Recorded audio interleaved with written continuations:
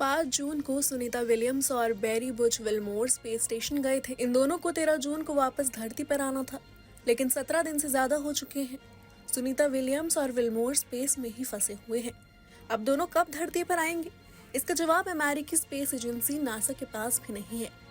Reports के मुताबिक जिस कैप्सूल में सुनीता और बैरी बुच गए हैं, उस कैप्सूल में ही कोई समस्या है। स्टार लाइनर कैप्सूल से ये दोनों स्पेस स्टेशन गए थे। रिपोर्ट्स के मुताबिक इस कैप्सूल में एक दो नहीं बल्कि कई तरह की समस्याएं हैं।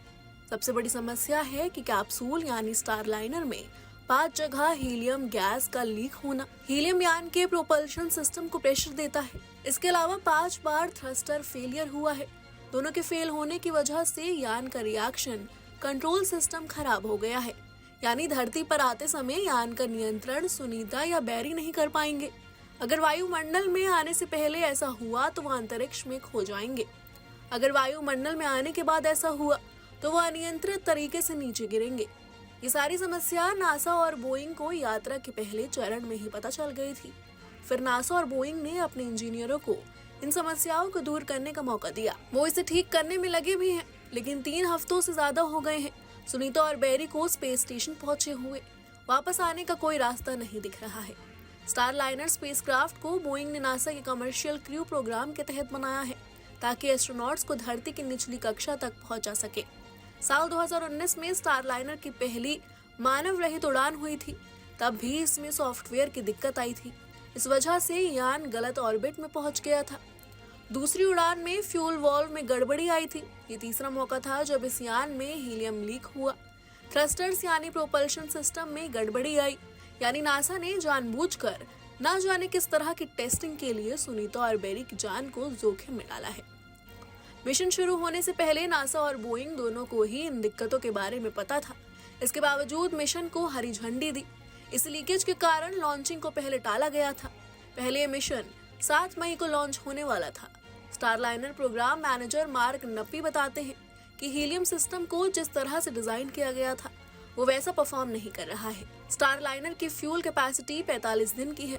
मिशन 5 जून को शुरू हुआ था, यानी 25 दिन से ज्यादा हो चुके हैं। अब सिर्फ कुछ ही दिन बचे हैं।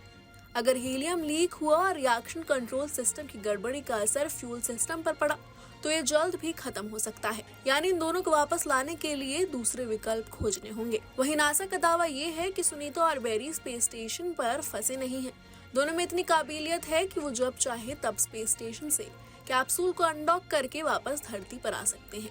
उन्हें वहां इसलिए रोका गया है ताकि स्टार लाइनर के प्रोपल्शन सिस्टम डेटा की स्टडी की जा सके, ताकि वो सुरक्षित वापस आए।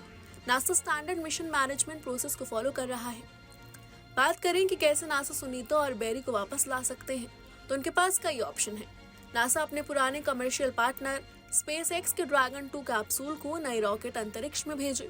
इस कैप्सूल में 4 यात्री बैठ सकते हैं, यानी 2 इंजीनियर इसे लेकर स्पेस स्टेशन जाएं, वहां रुककर स्टार लाइनर को ठीक करें, फिर दोनों यान में अंतरिक्ष यात्री बैठकर धरती पर आए, या फिर ड्रैगन 2 में ही बैठकर सुनीता, बैरी और धरती से गए 2 इंजीनियर वापस आ जाएं। अमेरिका इस मिशन को पूरा करने के लिए, यानी सुनीता और बैरी को धरती पर वापस लाने के लिए रूस से मदद मांगे।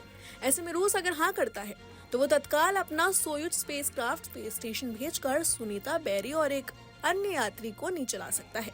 एक सोयुज कैप्सूल हमेशा स्पेस स्टेशन पर एस्केप क्राफ्ट के तौर पर तैनात रहता है। अगर इमरजेंसी हो तो इससे अंतरिक्ष यात्री धरती पर वापस आ सकते हैं।